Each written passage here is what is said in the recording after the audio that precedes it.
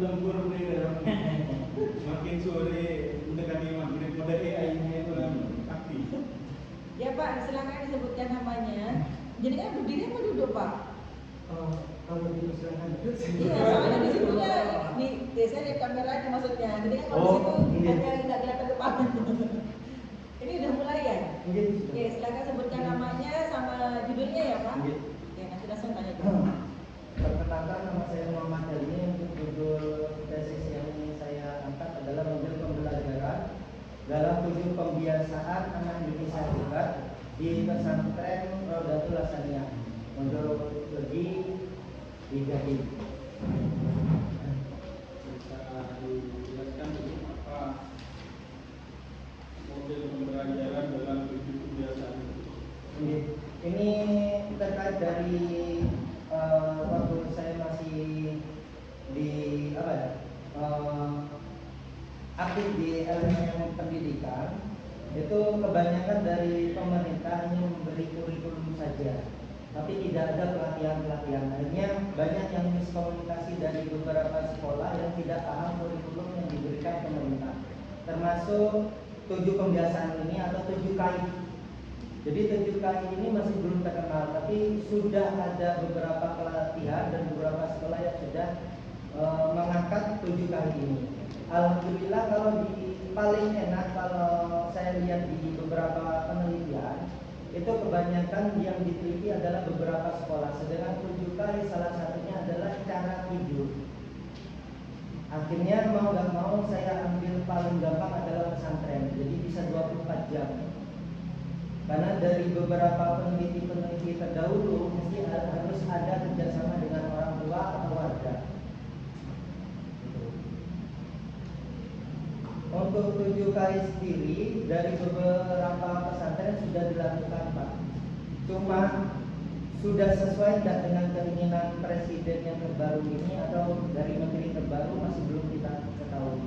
Karena ada gosip terbaru wajib untuk anak-anak tidur maksimal jam 9.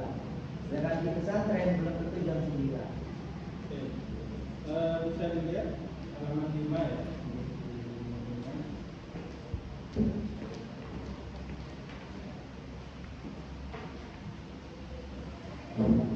halaman 5 itu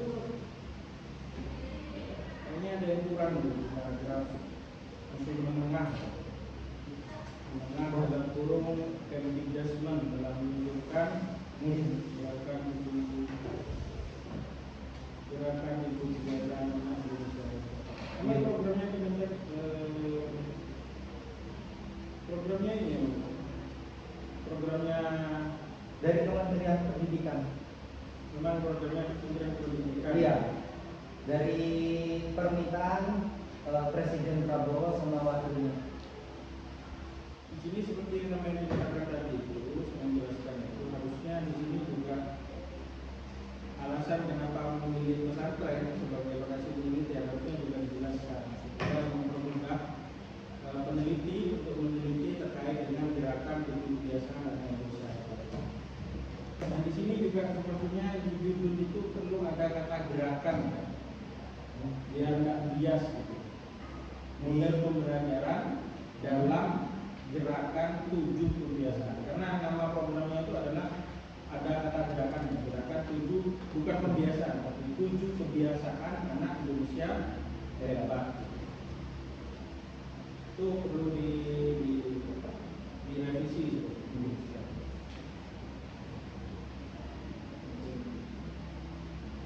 Untuk rumusan masalah yang nomor 2 itu saya pikir lebih bagus kalau ada kata gerakan 7 kebiasaan anak Indonesia itu tidak ada cuma kebiasaan tersebut harusnya tidak boleh kita itu memang harus diulang. Lebih bagusnya begitu. Ini kayaknya lebih banyak ada hal teknis, artinya hal teknis yang perlu disesuaikan, kayak penulisan, untuk font dan lain sebagainya itu perlu disesuaikan. Kalau teorinya pakai teorinya coba. Kalau teorinya, kalau untuk teori pembelajaran saya pakai banyak. Soalnya Kira teorinya, kira teori itu punyanya ini, bentar. Yang paling saya pakai punyanya 3T, bentar. Saya lupa bahasa Inggris soalnya. Saya pulang ya. Iya, Identik dengan kita apa 3T itu? kalau TGT-nya itu kan tim game turnamen. Jadi di situ sesuai dengan kegiatan studi pembiasaan. Mau nggak mau anak-anak kalau yang diam itu nggak ditambahin. Dia harus aktif terus. Enaknya kalau di pesantren kan mereka kan mau nggak mau harus berani ketemu kiainya. Nggak akan nunggu gitu.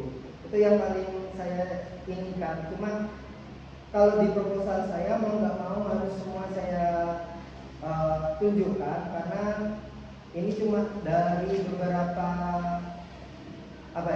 metode dari pembelajaran biasa. Jadi modelnya punyanya ini Lawrence kalau nggak salah namanya. Ya, nanti kalau tesis nggak boleh Iya. ragu-ragu. Oke, yang memang yang saya benar-benar teliti itu cuma di kajian perkembangan dari pembiasaannya saja, Pak. Ya. Ini kesalahan saya memang Ya, benar. itu nanti sekalian ditulis dan terkait kerangka dari listnya ya. Oke, Belum ada juga. oke. Itu saja dari saya. Oke, terima kasih. Pertama, saya mau tanya, Pak, program studi itu pakai I atau pakai I, Pak? Program studi. Pakai Y atau I? Ah, I sebenarnya. I.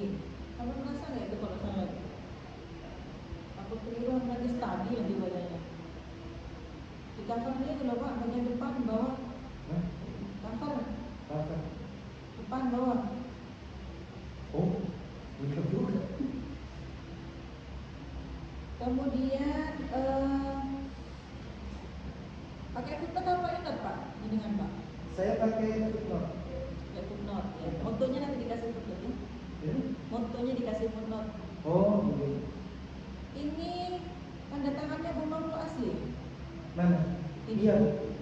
Tapi saya tidak percaya, Pak. Enggak, itu asli, Bu. Asli. Iya, Benar. kan? Iya. Asli. Pak Rafiq saksinya. Ini aneh loh tanda tangannya Bung Maulul. Enggak. Asli, Bu. Ya, saya nggak tahu pas waktu itu ya mikir juga. Asli.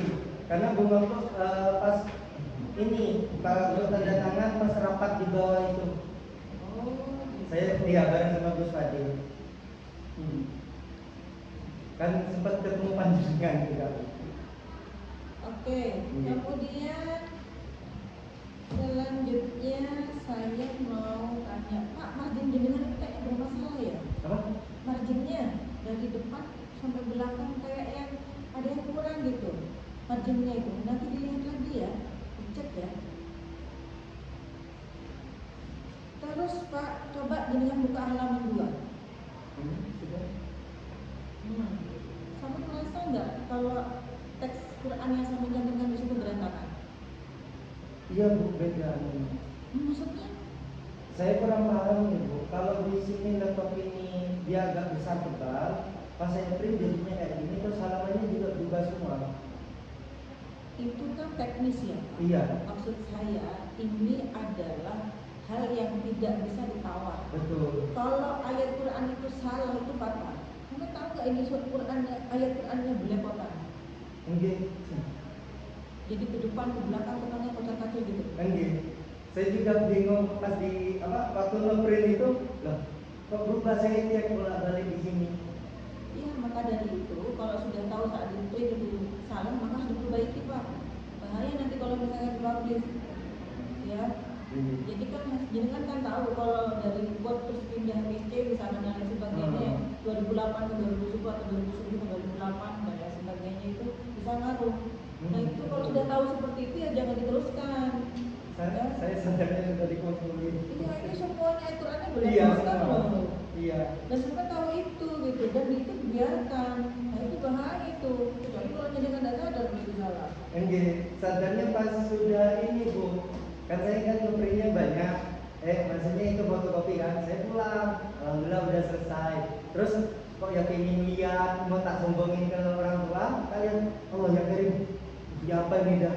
Aduh, mau ganti enggak ya? Terus ya itu udah sama. Oke, itu hanya Mungkin terus apa nomor-nomor tabel gitu ya, jadi kok dalam tabel spasinya satu saja gitu ya. Oh, Itu siap. apa namanya tulisan-tulisan asing nih banyak yang ini loh Pak. mungkin. Ada berapa ayat Quran yang di bab 2 Pak? Kalau di bab 2 ayat ini cuma 2 Di bab yang 2? saya ambil. Di bab 2? Bab 2 enggak ada. Ya, justru di bab 2 itu karena sebenarnya kalau apa namanya ada beberapa hubungan yang mengkhususkan kajian apa namanya Islaminya, kajian teoritis dari sisi keagamaan itu seperti apa. Makanya kalau kemudian kita mau kita bisa itu juga nggak apa-apa. Jadi justru malah di bab 2-nya itu harus banyak kajian Islaminya. Jadi jangan sampai banyakan di bab 1-nya ya. Oke, iya betul tadi katanya gimana tadi contohnya kita boleh stres ya, kita boleh punya masalah dan kita harus menyadari bahwa semua manusia itu punya masalah. Tapi sekiranya orang lain tidak begitu tahu ya gitu. Nah kalau saya melihat tulisan kamu saya melihat sepertinya kan banyak masalah gitu, banyak banget sampai nggak bisa dikontrol gitu. Jadi tulisannya mengatakan begitu. Jadi ini tolong nanti dibaca lah berulang-ulang ya kan, sudah ini kalau misalnya sudah rehat gitu dibaca saja ya berkali-kali direpetisi ya diulang-ulang ya Pak. Ini bab 3 sama model kayak gimana ya ini buatnya ya Pak, 3 lembar ini gimana, metode penelitiannya pakai metodenya siapa? Oh iya.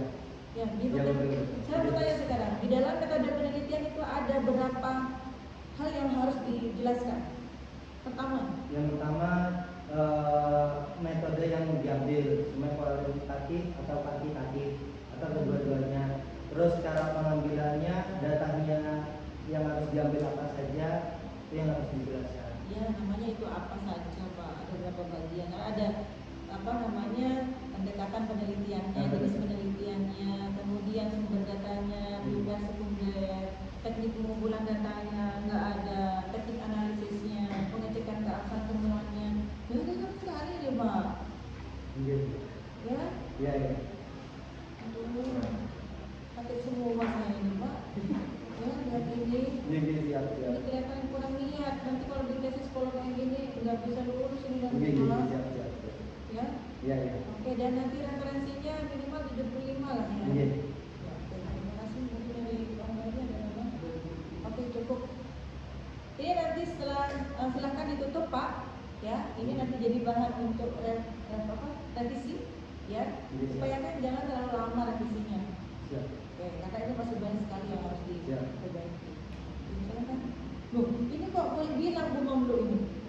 Helmi tidak bimbingan sama sekali dengan saya. Ada Bu. Enggak bisa.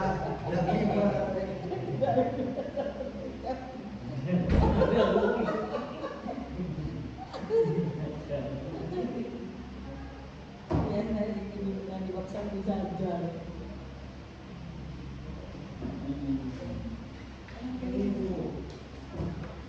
Ya, hanya ini saja. Ini kecil juga. Iya, kecilnya itu saya tahu belum.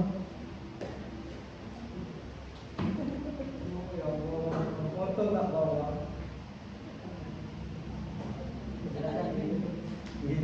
Terima kasih untuk tambahan ilmunya. Sekian dari saya. Apabila ada kata yang salah saya minta maaf. Wabillahi taufiq wal hidayah. Wassalamualaikum warahmatullahi wabarakatuh.